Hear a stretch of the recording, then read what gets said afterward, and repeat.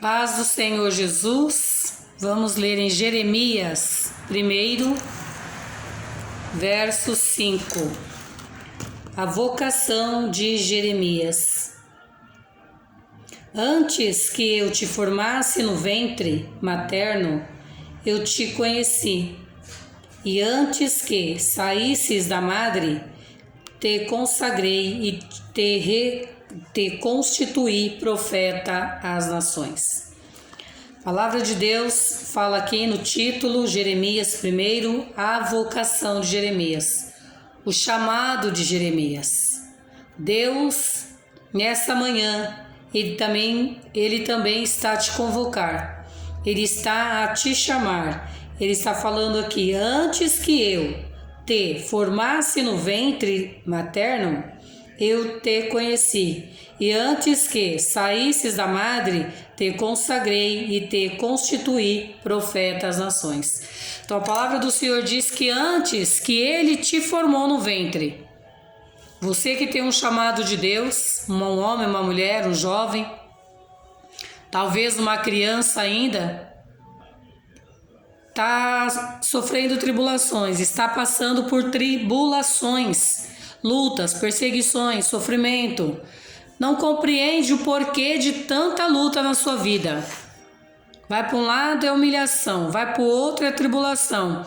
Até a criança, quando ela é chamada de Deus, escolhida, ela sofre na escola por pessoas, professores, perseguição, diretores, até as merendeiras perseguem, a colega põe apelido. Lá na frente, quando essa criança cresce e ela está na casa de Deus, ou a família não é cristã e Deus começa a chamar, mas ela ainda criança ou já adolescente ou jovem, ela começa a ver o porquê que ela era humilhada. Através das lágrimas ali começa já a entender que Deus tem um chamado na sua vida, um propósito, e é um propósito de missão. Ele fala, antes que eu te formasse, quem formou não foi a vontade do homem nem da mulher. Quem te formou no ventre da sua mãe não foi apenas o desejo do pai e da mãe como esposo e esposa, foi o desejo de Deus. Ele fala, antes que te formei no ventre da madre da sua mãe, eu te conheci. Ele já sabia ali o que você ia ser, ou uma moça ou um rapaz, mas ele sabia que você era fêmea ou macho desde o princípio. E ele sabia que quando você se tornasse um moço ou uma moça, ele já tinha te escolhido para profeta. Então você que está passando luta, você moça, rapaz, adolescente, criança, ou um homem ou uma mulher também que não está entender aquilo que Deus tem para você. Você ainda não consegue compreender o que o Senhor tem na sua vida. Você está a sofrer, está pagando preço alto, porque você está endurecendo o teu coração. Está com o coração endurecido. O teu coração está endurecido para Deus. Talvez você, moço, moça, homem, mulher, está longe de Deus. Está afastado também já do caminho do Senhor, nasceu, foi criado no Evangelho, mas foi afastado da presença de Deus. Por algum motivo, talvez foi estudar, talvez foi trabalhar e acha que não tem tempo para as coisas do Senhor. Ele está a te chamar nessa tarde, Ele está falando para você que Ele está te convocando, Ele está te fazendo uma convocação. Por isso você tem passado por tribulações, por isso você está a sofrer, por isso nada dá certo, você não é feliz na vida sentimental, você não tem alegria na vida material, não prospera, a tua vida, as coisas não estão dando nada certo, está de mal a pior, porque o Senhor está a dizer que antes que Ele te formou no ventre, Ele te conheceu, e as nações Ele te deu por profeta. Ele te formou te conheceu. Essa vai ser minha serva, uma missionária ungida por mim. Esse vai ser o meu servo, um missionário ungido por mim. Deus, quando Ele planeja nós no ventre da nossa mãe, Ele já determina macho ou fêmea. E Ele diz na sua palavra que Ele te escolheu e te consagrou para profeta. Irmã Hilda, o que eu devo fazer então para me assumir minha posição de profeta na terra? A minha igreja não me dá oportunidade, os homens não dão oportunidade, a minha igreja me persegue. Como diz o mineiro, né, lá do interior, quando eu vou aqui para o interior de Ribeirão Preto, São Paulo, minhas irmãs falam, Deus ele está dizendo para você, esforça-te, tem bom ânimo, no homem nenhum poderá impedir o teu chamado, a não ser que você mesma ou mesmo venha impedir. Você tem que começar a se esforçar. Você não tem que estar olhando para seitas que pregam A ou B. Você não tem que estar olhando para aqueles e aquelas que diz que você não tem nada. Você não tem que estar olhando para aqueles ou para aquelas que não te dão nada. Às vezes eu ia cantar no grupo da minha igreja, né, uma certa denominação. Eu chegava cansada do trabalho, parecia que ninguém ali trabalhava, parecia que elas adoravam viver na miséria, que a vida delas, achar que servia a Deus, era viver na miséria, no lixo, nos trapos, na ruína. E eu sempre trabalhei, graças a Deus. Criava meus 3 filhos, criava sobrinho, ajudava meu esposo a pagar nosso aluguel. Nós pagava aluguel, tinha acabado de casar de novo, eu era do interior de São Paulo, casei aqui. Não tinha família aqui, não tinha ninguém para, como diz o mundo aí fora, para me bancar. Meu esposo trabalhava, eu trabalhava e chegava cansada. Elas tiravam até o microfone da minha boca. Apanhava aqueles microfones de frente e elas tiravam o microfone. Porque o diabo nunca gostou da minha voz. Hoje eu falo até mal, porque minha boca tá passando por um tratamento dentário, então eu tô falando muito mal. Mas o Senhor, ele unge a nossa voz. E Satanás, ele não se agrada. Depois Deus me levou para uma rádio FM. Fiquei algum tempo ali evangelizando. E a fúria também, era multidão de pessoas, glorificado seja o nosso Senhor, que se convertiam. Era pessoas que iam na rádio, era pessoas que iam na minha casa, era pessoas que me procuravam na igreja, eles não gostavam. Porque quando Deus tem destaque na sua vida, o adversário, ele não só está lá fora te esperando, não. Satanás não pensa você que ele está só ali no bruxo, no macumbeiro, na feiticeira, naqueles invejosos, das invejosas que percebe que você é um servo de Deus, uma serva, e quer te derrubar. Satanás, ele está dentro do ministério onde você congrega. Eles não querem que Deus seja destacado na nossa vida. Eles querem ele ser o destaque. Mas Deus me escolheu desde do ventre da minha mãe. E ele me falou aqui: antes que eu te formasse no ventre materno, eu te conheci. E antes que saísses da madre, te consagrei e te constituí profeta às nações. Mas a palavra diz que o Velho Testamento acaba em Zacarias, que não há mais profeta na terra. Realmente, profetas que ficavam ali, determinado por Deus, andava de um lado para outro, não existe mesmo. Porque irmãos humildes e irmãs humildes como Elias e Eliseu, acabou, né? Porque hoje os profetas, os profetadas só querem dinheiro. Para dar profetada na sua cara, no seu rosto, falar mentiras e enganar. Mas ainda existe os profetas de Deus, sim, que Deus formou no ventre da mãe deles e o Senhor escolheu as nações para ensinar a verdade, para ensinar a justiça, para dizer para você que o teu Deus não esqueceu de ti. Ele tem um chamado na sua vida. Ele quer te salvar. Ele tem promessa e você é responsável por muitas vidas que estão aí perecer. Você é responsável por pessoas que estão nas drogas, nos vícios, na cadeia, na prisão, do cativeiro, porque prisão tem a diferença entre cadeia e prisão. Prisão do que, irmã Hilda? Prisão da doença, prisão da separação, da revolta, prisioneiras da depressão, prisioneiras das religiosidades. Há vários tipos de prisões. E nós temos que dar conta a Deus. Ele fala que nos escolheu.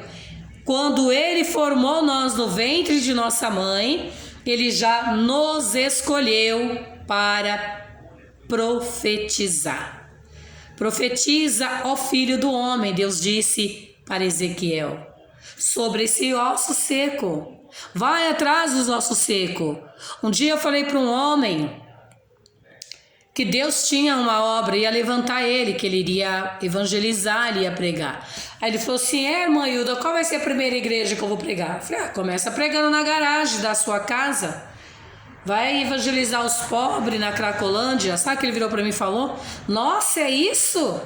Não, eu não quero isso não. Eu pensei que já me pôr naquelas igrejas grandona.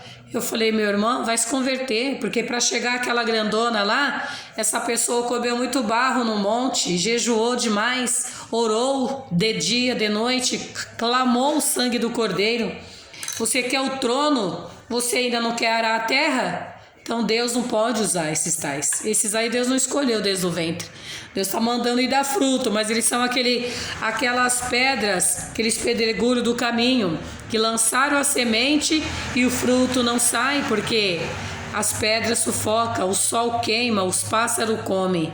Mas nós não, o Senhor nos escolheu. Nós temos que ir dar fruto.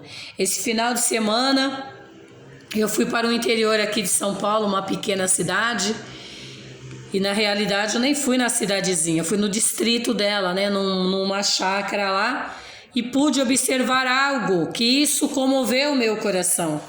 Eu não fiz a obra lá, mas eu prometi a Deus, prometi a Jesus que na próxima vez eu irei fazer a obra. Estou até separando umas roupas, separando algumas coisas para mim poder chegar evangelizando, estendendo as mãos. Porque o que eu pude ver ali naquele vilarejo, a maioria dos homens alcoólatras, pessoas que moram no campo, cigarro, vício, tinha lá até tráfico e drogas. E eu falei, Senhor, no meio do mato o diabo está. Mas uma coisa me chamou a atenção e eu glorifiquei a Deus. No decorrer da viagem, desde que pegamos a rodovia Castelo Branco, eu pude observar até lá aonde eu fui. Aonde eu fui, eu vi 2 igrejas assembleia. Mas eu posso dizer uma coisa que eu glorifiquei a Deus essa noite. Na noite que eu cheguei no domingo, né, foi sábado, domingo e hoje também glorificando, que todo lugar que eu passei, podia ser uma roça pequena ou um vilarejo piquititico, havia ali uma congregação cristã no Brasil. E eu pensei comigo, ai daqueles que dizem por aí, que falam que a congregação cristã não é de Deus. Eu nunca fui membro de lá. Eu era criança, minha mãe criava nós no pentecostal. E tinha uma tia nossa, irmã do meu pai, lá na divisa de Mato Grosso, última cidade chamada Dracena, a última cidade do estado de São Paulo. Hoje eu moro na capital, São Paulo. Mas eu morava lá, eu nasci em Junqueirópolis e criei-me em Dracena, me criaram. E com 17 anos vim embora. E estou aqui até hoje. Então, o Senhor me fez aquilo me alegrar. A congregação cristã no Brasil, eu não sei qual é o trabalho deles. Eu já fui num culto poucos dias atrás, aqui, onde eu moro, em São Paulo, de uma amiga minha, convidou e depois eu ainda fui com eles uma visita em Mogi das Cruzes. Mas Deus está ali. Deus disse que na terra ele tem os seus rebanhos, mas no céu ele tem o seu redil. Então não pensa você que placa de igreja salva, não. Deus está procurando aqueles que fazem a obra. E eu vi lá, cada lugar, uma congregação. E eu agradeço a Deus pelos irmãos da congregação, que estão ali com as portas abertas, para que o nome do Senhor venha ser glorificado. Mas pude notar que é necessário as pessoas fazer o evangelismo. É necessário ir falar de Jesus. Eu vi no meio daquele mato, daquela mata, jovens com overdose. Eu vi jovens traficando. Eu vi pessoas que precisam conhecer a verdade. Eu falei, meu Deus, será que a vida está tão assim miserável até no campo? O campo, tudo que você plantar, eu trouxe até bastante laranja de lá, que você plantar dá. Mas Deus falou, não, minha serva, é Satanás. É o semeador que semeou a má semente no meio da minha boa semente. Pessoas que a gente vê pacata, humildes, enganada por Satanás. Mas o Senhor nos colocou por profeta, Ele nos consagrou, Ele nos chamou, Ele nos constituiu profeta das nações. Aceite o teu chamado. Aceite esse chamado que Deus tem na sua vida.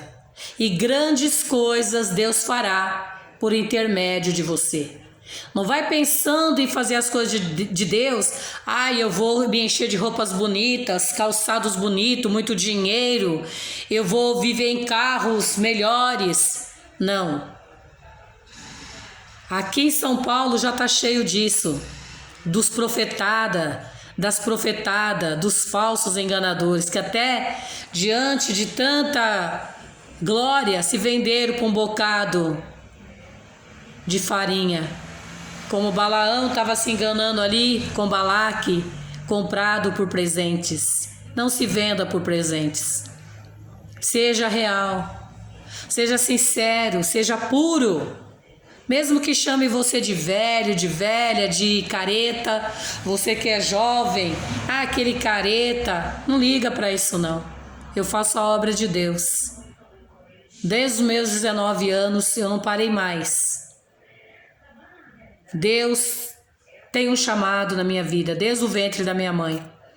Fui criada no Evangelho, sofri, padeci e tenho sofrido e padecido, mas eu não tenho negado o meu chamado. Aceite o teu chamado. Jesus te ama e naquele dia Ele vai cobrar de você as obras. Amém.